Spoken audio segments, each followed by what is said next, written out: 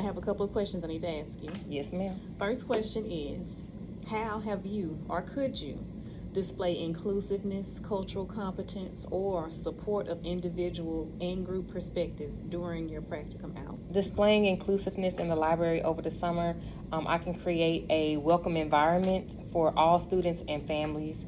Some examples could be having a diverse book display. That could be having featured books from different cultures, languages, family, structure, abilities. Sometimes I can spotlight summer holidays, like the 4th of July is coming, so that would be really great for students to read about. Also, not forgetting, today is the last day for Pride Month, so also promoting books on that topic as well. Another thing is just having some multilingual signage around, like welcome signs in both English and Spanish, a reading list, things around for the community to see. Bilingual books, more books in Spanish. Also, inclusive programs and activities. I can host story time, maybe some events over the summer where they can come. We can have some authors can come from different ethical backgrounds. I can have a book and build as well, maybe during that time when an author comes to visit. I have guest speakers, and it can just be simply community members or someone from PTO. They can come in.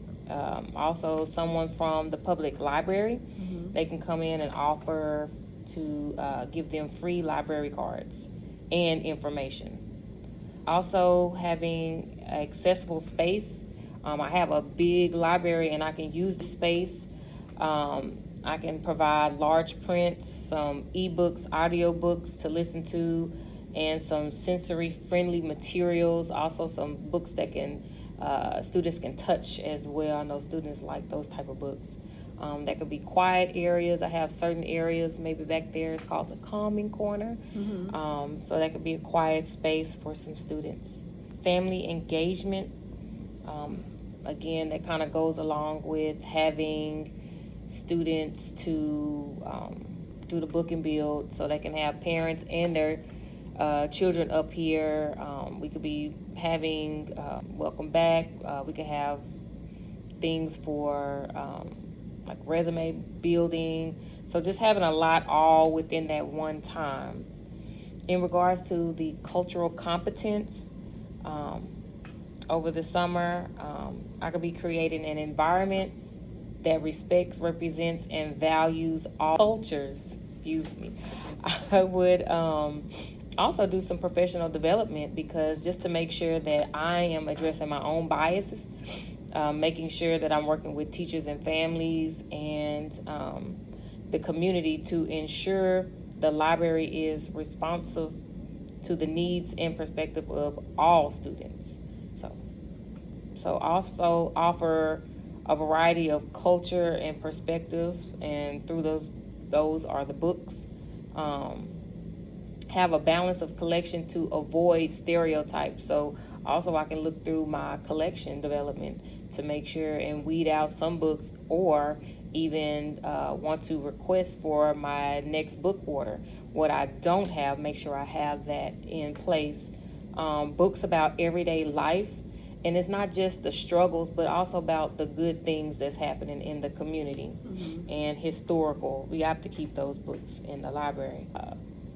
Summer holiday and traditions around the world. We had Juneteenth this summer. Again, we have 4th of July coming. Also have other different carnivals. Just keeping families aware of what's going on. Also, just have flags up. I know I had flags during Cinco de Mayo or during Hispanic Heritage Month, but keeping those flags up throughout the year, so when parents do come in the library, they feel welcome. Having PTO is very strong here.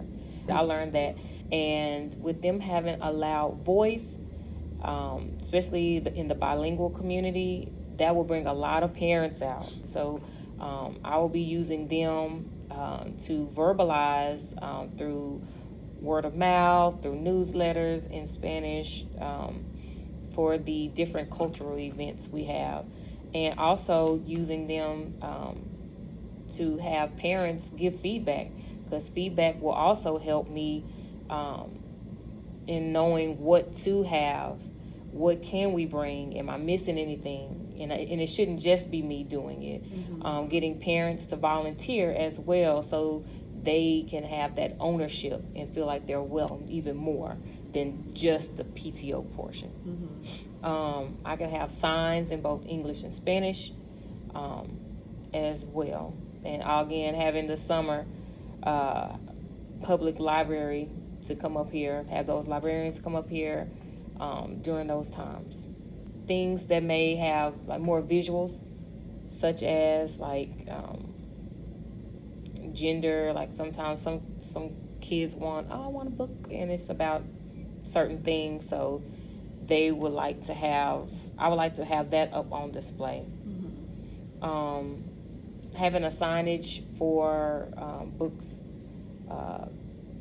for like Braille, or I have my graphic novel comic, but maybe have a bigger sign, and also have that in English and Spanish as well.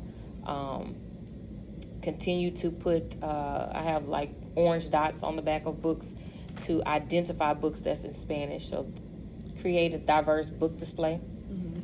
So this is a big library and I have a lot of space, and with the shelves not being too high, I can have different areas where I can have books about religion, family structure, race, gender, LGBTQ,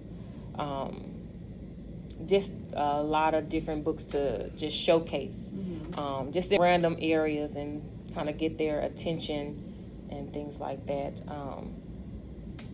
Having a student's voice is very important too, so getting students' feedback is also important. Also having a time like in the summer where they can have, like I can display their work. So when they come, they can see like, oh, I'm welcome because, oh, I did this when I was in the 3rd grade and it's still here. Their writings, like if they wrote a book or did some kind of something important, I can have that on display. Or if I don't put it up, I can also have it up on social media, and I can have that playing as well, like a collection of just photos and different things. But having something where it's student ownership, that would be perfect. I can also invite local heroes and some authors, stores, restaurants, so the community has a voice. I love it.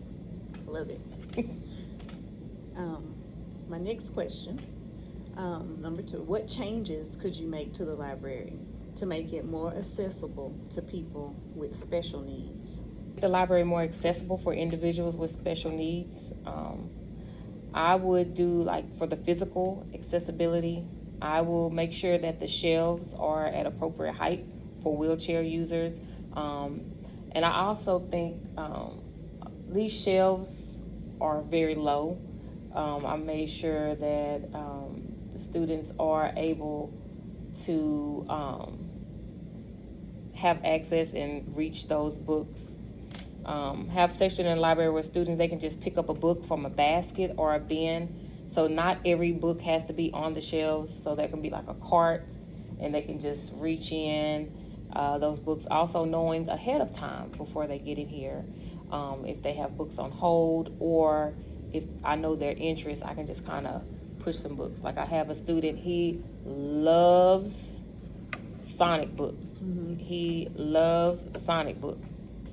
So with that being said, I'll have those books and he can see those books and he can be like, okay, he can dig from those books. His favorite books. His favorite books, because he only picked those books. And I have some students, they love books about spooky books, scary books. And it was getting to a point where I was feeling like I was running out of those books. But if I keep them there, they will feel, the ownership and feel as an individual, I can get this book myself. I don't have to wait for the teacher to show me or the librarian to show me or someone to show me where these books are. I know exactly where to go. They're over here. So, and that will make them feel important as an individual because they know that their needs is important with getting those books. Also, inclusive resources. That's the ebooks. We have Sora here at our school. Sometimes they use Epic, but I encourage Sora for our school.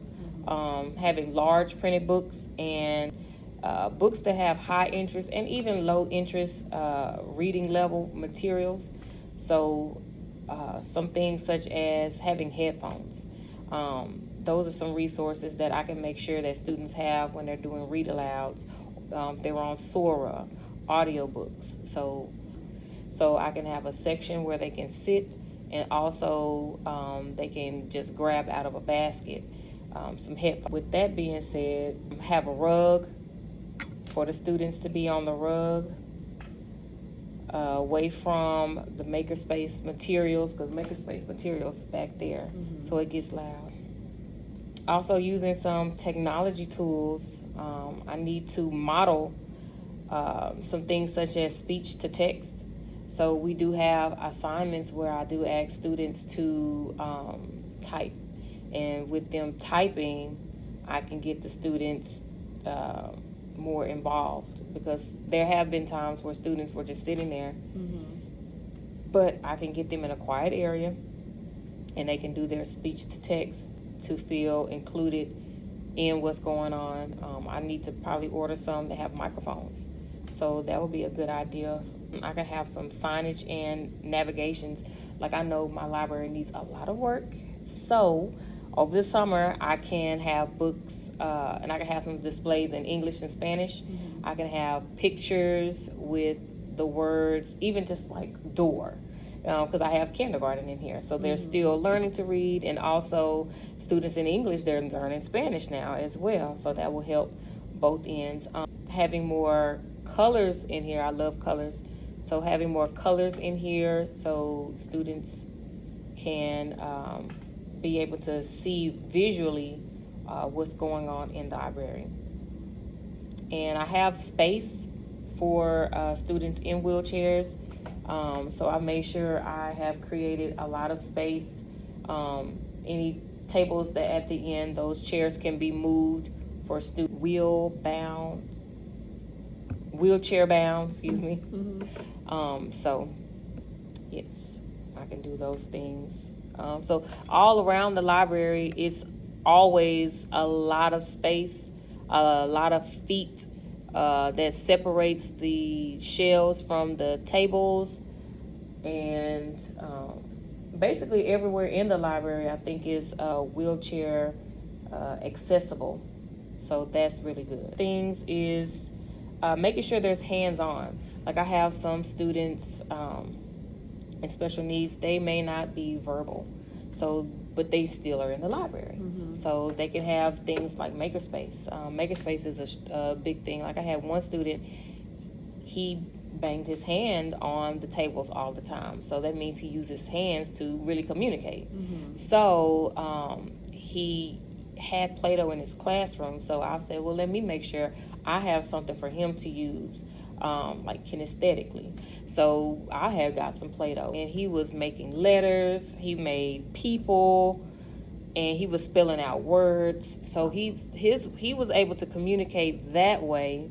It kept him from being distracted or just banging his hands on a table, to now he's interacting in the way that's best for him. And it worked out best. So he used that. He also likes slime as well. So a lot of things to touch and squeeze and feel on. That's what he likes to use. And he loves to use the device as well. So he got on them. Also has students we have other like flexible seating. So instead of just sitting in a chair, I have some students, they were able to sit on like beanbag chairs. Even my students that's wheelchair, he's not wheelchair bound, but he's able to move a little. So instead of just him sitting in a regular chair, he loves to sit in the beanbag chairs, and sit because he's sitting around other